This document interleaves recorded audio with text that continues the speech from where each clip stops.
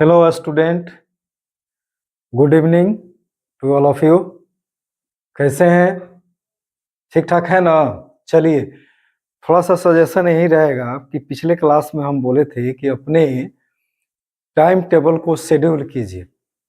Time table को schedule करने का मतलब क्या कि एक रूटीन वे में अपने पढ़ाई को लेकर जाइए। तो उसमें क्या है कि अगर आप टाइम टेबल के अनुसार चलते हैं तो हर सब्जेक्ट का अपना एक क्या होगा, टाइम आपका फिक्स मिलेगा आपको। ठीक है, और उसमें उस टाइम में आप एक टारगेट लेके चलेंगे कि उस टाइम में हमको कितना लेके जाना है, कितना हो रहा है। ठीक है, थोड़ा सा सिंसियरिटी दिखाइए और अपने को शेड्यूल कीजिए ताकि ये हो सके कि आप जो टारगेट को आप टारगेट किसी मान लेते हैं टॉपिक को कि आज 5 टॉपिक या 10 टॉपिक आज हमको कर लेना है या एक चैप्टर कर लेना है, तो एक टारगेट जो बन गया उस टारगेट को आप अचीव कर सकें। ठीक है, और जब आप याद करें तो उसको जरूर एक बार, दो बार, 3 बार जरूर लिखने का कोशिश कीजिए। उससे क्या होगा कि आपका जो रिवीजन का जो टाइम है वो आपका क्या होगा, बढ़ जाएगा। जल्दी भूलेगा नहीं, थोड़ा देर के लिए और लंबा समय तक आपका चला जाएगा। जल्दी जल्दी रिवीजन करने की आवश्यकता नहीं पड़ेगी। इसको ध्यान में रखिए आप। तो इसके पहले, इस वीडियो से पहले हम लोग देख चुके थे कि first order reaction, zero order reaction क्या होता है। उस पर जो न्यूमेरिकल था उस सबको हम लोगों ने कर लिया था। आज हम लोग थोड़ा सा जो टॉपिक्स इम्पोर्टेंट है उस टॉपिक, चूंकि इस चैप्टर को पूरा लेने का वजह यह है कि इसका हर एक टॉपिक इम्पोर्टेंस रखता है एग्जाम को लेकर के। और ऐसा नहीं है कि किसी अगर 5 साल 10 साल एग्जाम का अगर क्वेश्चन बैंक अगर देखा जाए तो इस चैप्टर से सारे के सारे टॉपिक्स पूछे जा चुके हैं, इसीलिए छोड़ना वाजिब नहीं है। इसीलिए हर एक टॉपिक को हमने पकड़ के चला, इसीलिए लंबा यह वीडियो गया। यानी यह चौथा आपका वीडियो आपको मिलेगा और यहीं पर आज लास्ट वीडियो होगा यह आपका केमिकल काइनेटिक्स का। ओके, तो इसको हम लोग थोड़ा सा देखेंगे।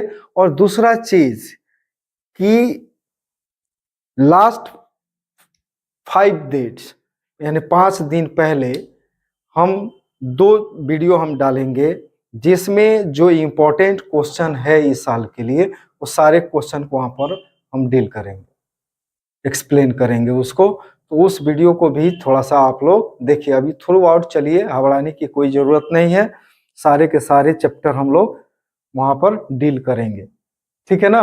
तो आज हम लोग देखने जा रहे हैं एक्टिवेशन एनर्जी, जो कि पूछा जा चुका है एग्जाम में। यह क्वेश्चन आपसे पूछा जा चुका है। तो चलते हैं। एक्टिवेशन एनर्जी, संक्रियन ऊर्जा, संक्रियन योजना नहीं होगा यहाँ पर, टाइपिंग में गलत हो गया, संक्रियन ऊर्जा होगा,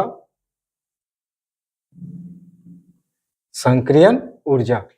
यानी the maximum amount of energy which is present in the reactant molecules before the reaction is called activation energy.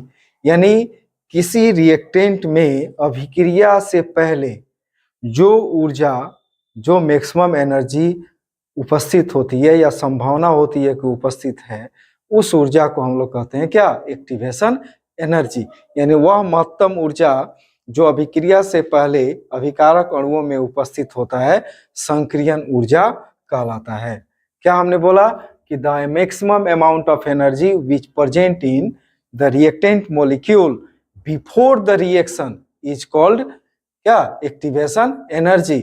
यानी वह महत्तम ऊर्जा जो अभिक्रिया से पहले अभिकारक अणुओं में उपस्थित होता है, संक्रियन ऊर्जा कहलाता है। ओके, तो इसको हम लोग थोड़ा सा ग्राफ के अनुसार इसको समझने का कोशिश करेंगे। क्योंकि एक्टिवेशन एनर्जी जो कॉन्सेप्ट है, जो विचारधारा है, वो कहता है कि कोई भी रिएक्टेंट हो यानी कोई भी अभिकारक हो, वो सीधे प्रतिफल में चेंज नहीं करता है।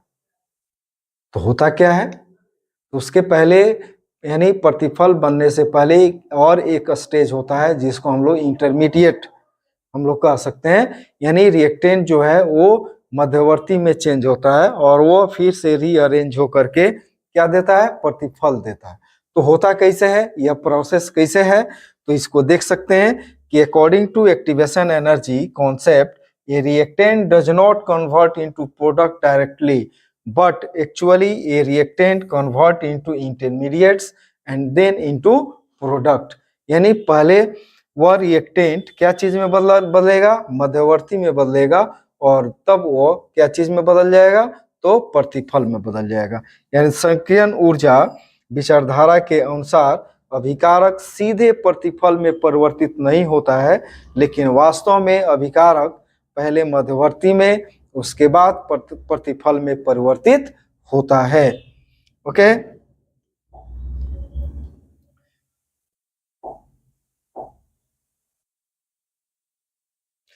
ठीक है। फॉर दिस, इसके लिए क्या करेगा, ये reactant absorb sufficient amount of energy to cross the activation energy barrier.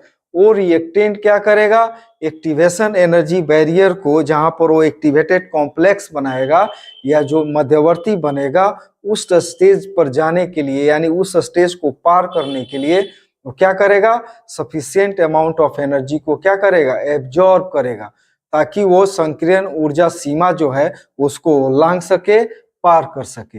यानी इसके लिए अभिकारक पर्याप्त मात्रा में ऊर्जा अवशोषित करता है जिससे कि वह संकीर्ण ऊर्जा सीमा को पार कर सके। तो यहाँ पर ग्राफ के सहारे हम लोग इसको समझेंगे कि मान लें कि अगर यह बताया जाए कि अगर energy of EA is greater than energy of EB. EA क्या है, रिएक्टेंट है, और ईबी क्या है, प्रोडक्ट है।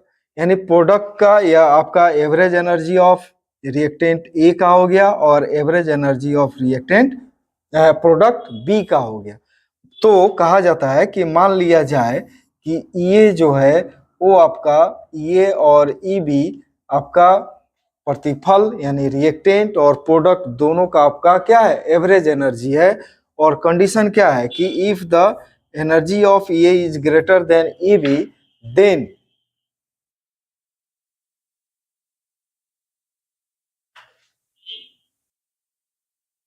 ओके। तो यहाँ पर हम लोग मान के चलेंगे ए और ईबी जो है वो रिएक्टेंट और प्रोडक्ट यानी प्रतिफल और अभिकारक ए और प्रतिफल बी का एक क्या है, औसत ऊर्जा है। तो यहाँ पर सबसे पहले हम लोग मान लेंगे कि अभिकारक ए और अभिकारक बी का एवरेज एनर्जी क्या है, ए और क्या है, ईबी है। और बताया गया कंडीशन कि if the energy of A is greater than EB, अगर ऐसा केस मिलता है तो अब मान के चलिए कि रिएक्टेंट ए जो है वो सीधे प्रतिफल में चेंज नहीं करेगा। तब क्या करेगा, वो सफिशिएंट अमाउंट ऑफ एनर्जी को क्या करेगा, एब्जॉर्ब करेगा। और जब एब्जॉर्ब करेगा उतना ही एनर्जी एब्जॉर्ब करेगा ताकि वो एक्टिवेशन एनर्जी बैरियर को क्या कर सके, वो पार कर सके, जिससे कि वो रिएक्टेंट क्या चीज में कन्वर्ट हो जाए, एक्टिवेटेड कॉम्प्लेक्स या इंटरमीडिएट में कन्वर्ट हो जाए। ठीक है, तो इसको आगे एक्सप्लेन किया गया है।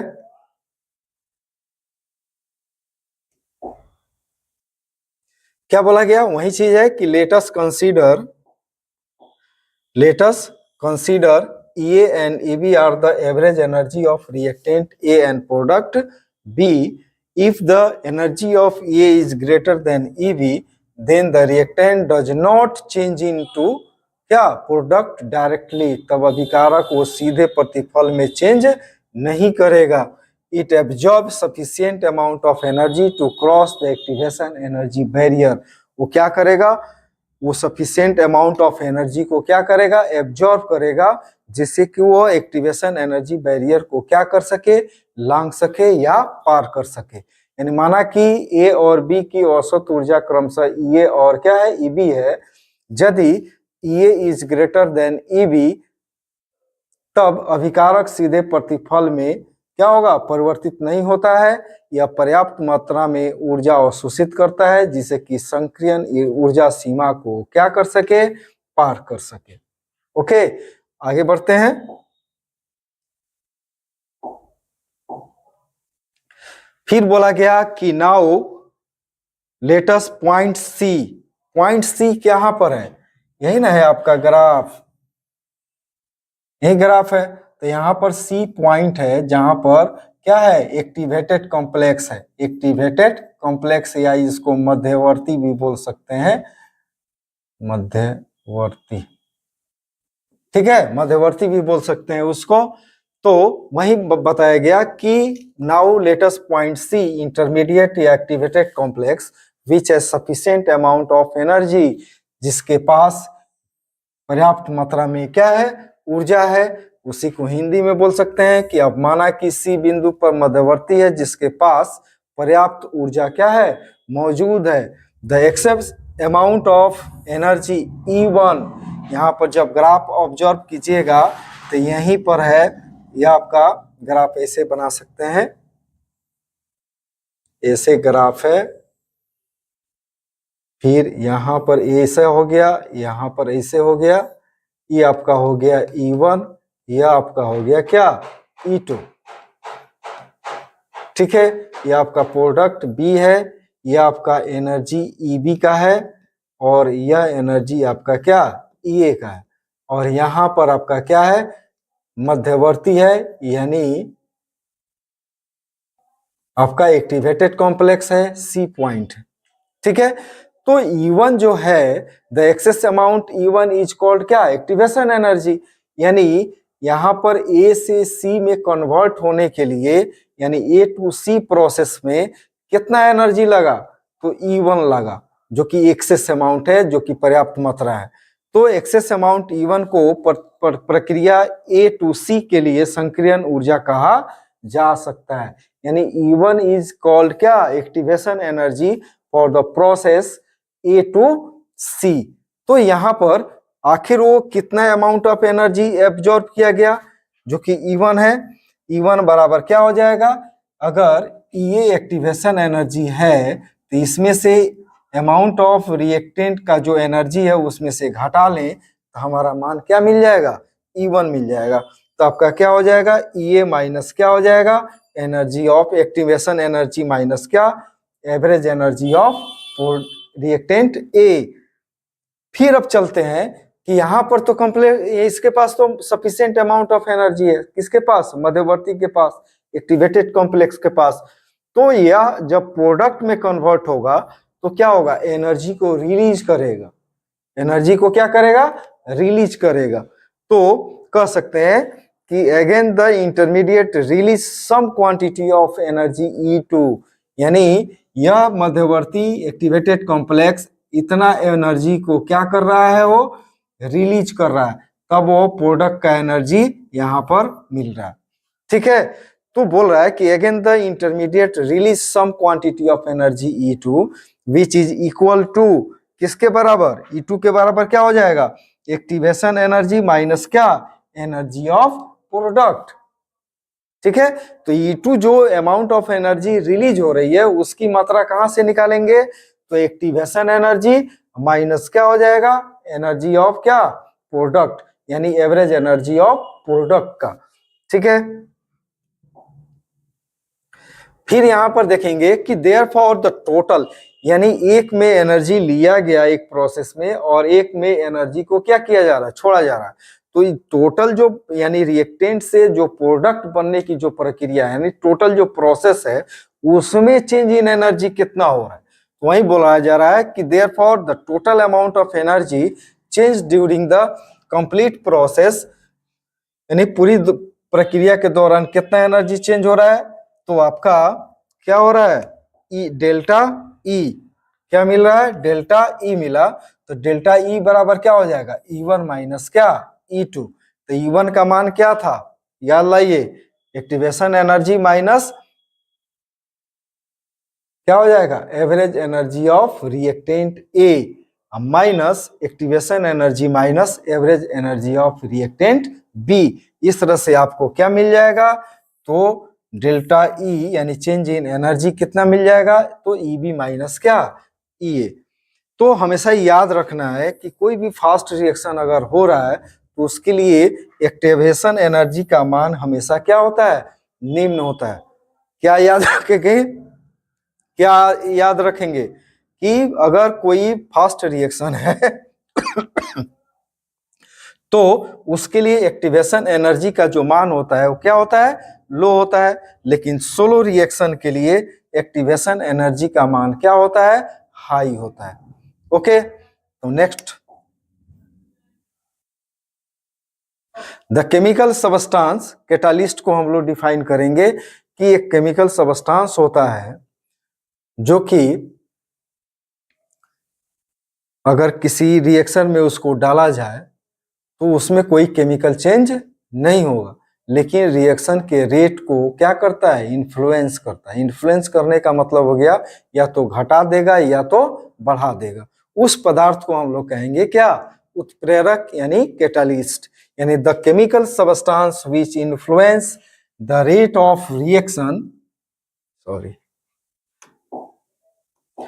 यानी the chemical substance which influence the rate of reaction without undergo any chemical change in itself is called catalyst। यानी कोई ऐसा रासायनिक पदार्थ जो अपने में बिना रासायनिक परिवर्तन के अभिक्रिया की दर को क्या करता है, प्रभावित करता है, उसको हम लोग बोलते हैं क्या, तो रेट कैटालिस्ट बोलते हैं। और कैटालिस्ट जो होता है वो 3 प्रकार का होता है। यानी पॉजिटिव कैटालिस्ट, पॉजिटिव से क्या समझ में रहेगा कि रेट ऑफ रिएक्शन को क्या करेगा, बढ़ाएगा।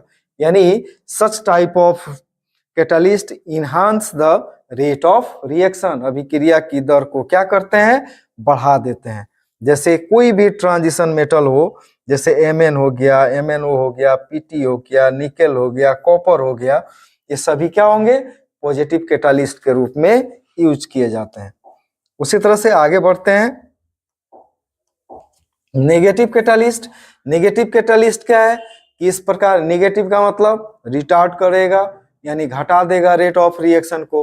यानी such type of catalyst retard the rate of reaction, यानी इस प्रकार के उत्प्रेरक अभिक्रिया की दर को क्या करते हैं, घटा देते हैं। उसमें आ जाएगा ग्लिसरीन और 1% अल्कोहल भी आ जाता है। तो नेक्स्ट हम लोग देखते हैं ऑटो कैटालिस्ट। ऑटो कैटालिस्ट में क्या होगा, ऑटो मतलब समझ रहे हैं कि स्वतः किसी रिएक्शन को क्या करना है, किसी पदार्थ द्वारा कैटालाइज करना। तो दिमाग में रखिए कि कुछ ऐसे रिएक्शन मिलते हैं जिसमें जो प्रोडक्ट बनता है तो बनते ही उसी रिएक्शन को कैटालाइज करना शुरू कर देता है। तो इस तरह से किसी बाहरी कैटालिस्ट का उपयोग नहीं हो पाता है, वो स्वतः क्या होता है, कैटालाइज होना शुरू हो जाता है। तो इस तरह से इसको कहा जाता है क्या, ऑटो कैटालिस्ट। यानी जो प्रोडक्ट बनेगा और जो उस रिएक्शन को क्या करेगा, कैटालाइज करेगा, उस प्रोडक्ट को हम लोग कहेंगे क्या, ऑटो कैटालिस्ट। यानी during some of the reaction the product is formed catalyse that the reaction automatically is called क्या, ऑटो कैटालिस्ट। यानी कभी कभी कुछ अभिक्रियाओं में कुछ ऐसे प्रतिफल बनते हैं जो स्वतः उसी अभिक्रिया को उत्प्रेरित करने लगते हैं, इन्हें स्व उत्प्रेरक कहा जाता है। ओके, क्या कहेंगे, स्व उत्प्रेरक कहा जाता है। यानी जैसे मान लें हाइड्रोलाइसिस ऑफ ईस्टर की बात करें तो एसिटिक एसिड, जैसे आपका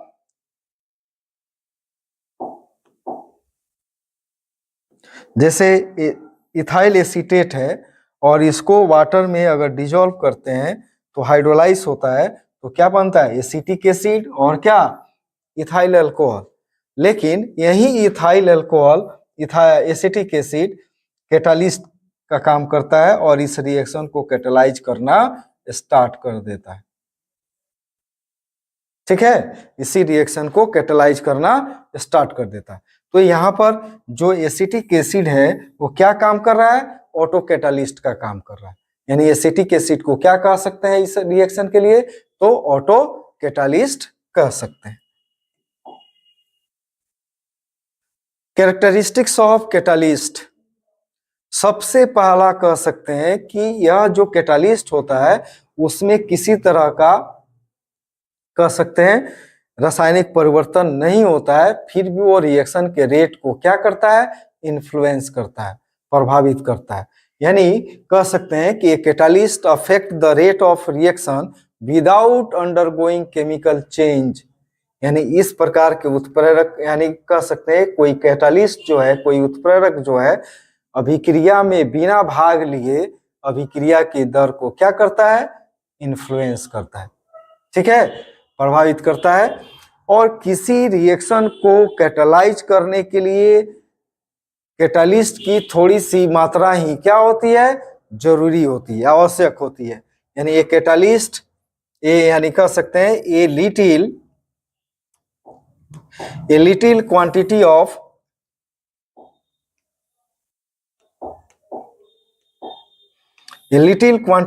catalyst is required to catalyze the reaction। यानी उत्प्रेरक की थोड़ी सी मात्रा ही क्या कह सकते हैं, अभिक्रिया को उत्प्रेरित करने के लिए आवश्यक होती है। तीसरा क्या है कि little quantity of catalyst does not alter the equilibrium of the reaction. यानी जहां पर जिस अभिक्रिया में कैटालिस्ट को डाला गया है और थोड़ी सी मात्रा है, तो वह अभिक्रिया के इक्विलिब्रियम को डिस्टर्ब नहीं करेगा, ठीक है। लेकिन केस है कि अगर एक्सेस अमाउंट ऑफ कैटालिस्ट आप यूज कर रहे हैं तो रिएक्शन के इक्विलिब्रियम को यह अल्टर या डिस्टर्ब कर सकता है।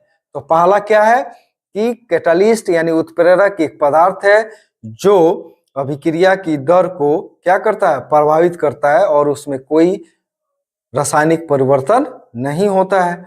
दूसरा कह सकते हैं कि किसी रिएक्शन को कैटालाइज करने के लिए उत्प्रेरक की थोड़ी सी मात्रा की ही आवश्यकता होती है। तीसरा कह सकते हैं कि कैटालिस्ट का थोड़ी सी मात्रा ही अभिक्रिया को कैटालाइज करने के लिए आवश्यक होती है, ठीक है।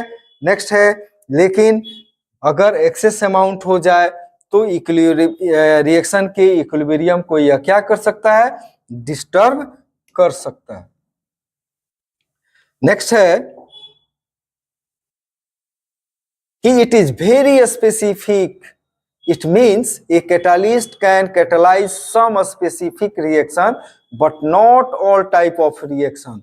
मतलब कि यह बहुत अति विशिष्ट होता है। मतलब कहने का मतलब कि एक ही कैटालिस्ट को हर रिएक्शन में आप डालते चले जाएं तो उसका फर्क पड़ेगा। फर्क क्या पड़ेगा, जो आपको डिजायर्ड प्रोडक्ट चाहिए वो डिजायर्ड प्रोडक्ट आपको नहीं मिलेगा। ओके, दिमाग में रखना है कि हर एक ही कैटालिस्ट से सारे रिएक्शन को हम चाहे कैटालाइज करने के लिए, तो आपका जो डिजायर्ड प्रोडक्ट होगा वो आपको नहीं मिल सकता है, ठीक है। तो इस तरह से कह सकते हैं कि कोई एक कैटालिस्ट किसी स्पेसिफिक या पार्टिकुलर रिएक्शन को ही क्या कर सकता है, कैटालाइज कर सकता है। इसलिए कहा गया कि it is very specific. It means a catalyst can catalyse some specific reaction but not all types of reaction. मतलब कि यह अति विशिष्ट होता है, विशिष्ट होना चाहिए, अति विशिष्ट होता है, अर्थात उत्प्रेरक किसी खास अभिक्रिया को ही उत्प्रेरित करता है, न कि सभी अभिक्रियाओं को। यानी नेक्स्ट हम लोग बोल सकते हैं a catalyst is more effective eight a certain temperature. यानी हर उत्प्रेरक का अपना एक महत्तम ताप होता है, जिस ताप पर वह उसकी जो इफिशिएंसी होती है क्या होती है, काफी उच्च होती है। मतलब a catalyst is more effective at a certain temperature, therefore we can say that a catalyst has optimum temperature at which it is more। फिर हम बोल रहे हैं कि a catalyst is more effective at a certain temperature, therefore we can say that a catalyst has optimum temperature at which it is more efficient या more effective कह सकते हैं। यानी उत्प्रेरक की एक निश्चित ताप पर ही अधिक प्रभावी होता है। अतः कह सकते हैं कि उत्प्रेरक के लिए एक महत्तम ताप होता है जिस ताप पर यह अधिक प्रभावी होता है।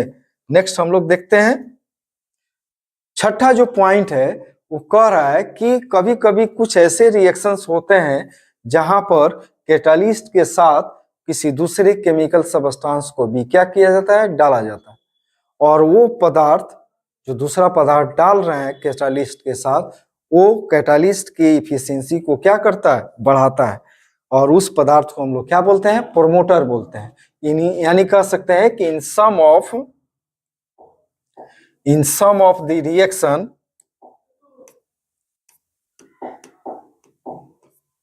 a chemical substance is also added with catalyst which enhance the capacity of the catalyst is called promoter। उसको क्या बोलेंगे, प्रोमोटर कहेंगे।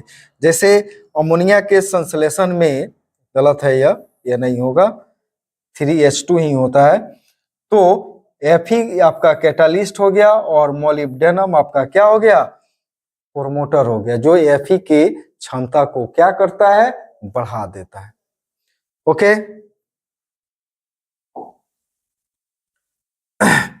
एक टर्म आता है collision frequency, collision effective collision, threshold frequency. ये सारे के सारे एग्जाम में पूछे जा चुके हैं और छोटे छोटे टर्म है, इसको याद रखिएगा।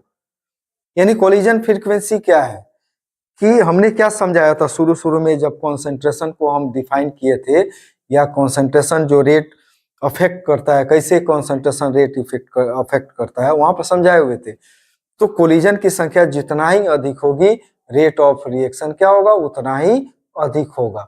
तो यहाँ पर उसी के संदर्भ में यह टर्म है कि the number of collision per unit time per unit volume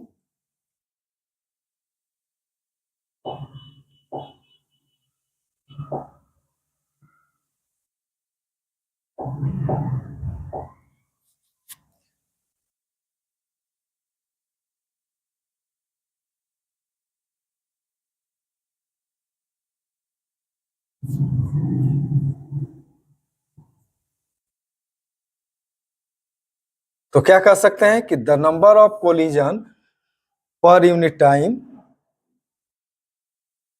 the number of collision per unit time per unit volume is called collision frequency. यानी प्रति इकाई आयतन और प्रति इकाई समय में होने वाले टकरों की संख्या को संघटन आवृत्ति कहा जाता है। ठीक है, क्या हम बोले कि the number of collision per unit time per unit volume is called क्या, तो कोलिजन फ्रीक्वेंसी। यानी प्रति इकाई आयतन और प्रति इकाई समय में जो संघटन यानी टकरों की संख्या होती है, उसको हम लोग संघटन आवृत्ति कहा करते हैं।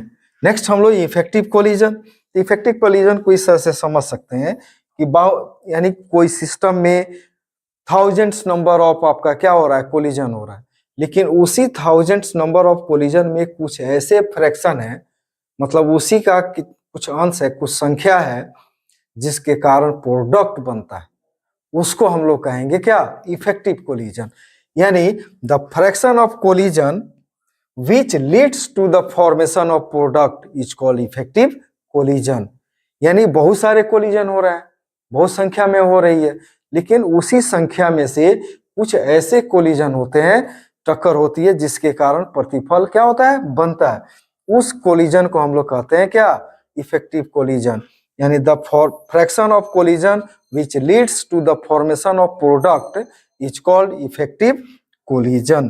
यानी टक्करों का वह अंश जिससे प्रतिफल बनता है, प्रभावी टक्कर कहलाता है। इट इज डिनोटेड बाय किसके द्वारा, एफ के द्वारा। इसको क्या चीज से डिनोट करते हैं, एफ के द्वारा। यानी ये आपका रेट भी डिटरमाइन होता है इसके द्वारा। हमने बताया था कि कोलिजन जो है वो रेट को क्या करता है, क्या करता है, डिटरमाइन करता है। तो रेट बराबर क्या हो जाएगा, जेड इंटू क्या, एफ, मतलब कोलिजन फ्रीक्वेंसी इंटू क्या, इफेक्टिव कोलिजन, जो कि रेट को डिटरमाइन करेगा। नेक्स्ट है थ्रेशोल्ड एनर्जी, दहली ऊर्जा। यानी रिएक्टेंट मॉलिक्यूल में वह मैक्सिमम अमाउंट ऑफ एनर्जी जो मौजूद है, जिसके कारण वह मॉलिक्यूल इफेक्टिव कोलिजन में भाग लेता है। इफेक्टिव कोलिजन में आखिर क्या होता है? जब इफेक्टिव कोलिजन होता है तो जो रिएक्टेंट मॉलिक्यूल के बीच जो बॉन्ड होता है वो क्या होता है? टूटता है और फिर रीअरेंज होकर के क्या चीज में बदल जाता है? प्रोडक्ट में बदल जाता है। ठीक है, तो उसको कहते हैं हम लोग क्या? Effective collision. यानी the minimum amount of energy, the minimum amount of energy which possesses in the reacting molecules in order to undergo effective collision to form product is called threshold energy। यानी कह सकते हैं कि वह न्यूनतम ऊर्जा जो अभिकारक अणुओं में मौजूद होता है जिससे कि वे प्रभावी टक्कर में भाग लेकर क्या करता है? प्रतिफल बनाता है, डेली ऊर्जा कहलाता है। ठीक है, नेक्स्ट हम लोग देखेंगे अब जो क्वेश्चन आएगा, क्वेश्चन में क्या हम लोग देखेंगे कि इस चैप्टर से जो भी अभी तक एग्जाम में, बिहार बोर्ड एग्जाम में जो इतने क्वेश्चन ऑब्जेक्टिव पूछे जा चुके हैं वो सारे क्वेश्चन को यहाँ पर हमने क्या किया है? रखा हुआ है। इसको थोड़ा सा आप लोग अपने से आंसर नहीं बता रहे हैं, आंसर पर आप लोग काम कीजिए। ठीक है, वो इसलिए कि जब आप मेहनत करेंगे, आंसर को ढूंढेंगे तो वहीं पर याद हो जाएगा। ठीक है, तो समराइज किए हुए हैं। पहला क्वेश्चन है कि the half life of A first order reaction, पहला है डज नॉट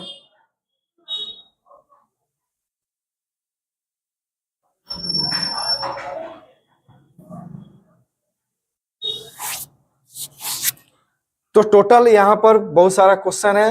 लमसम कितना क्वेश्चन हो सकता है देख लेते हैं।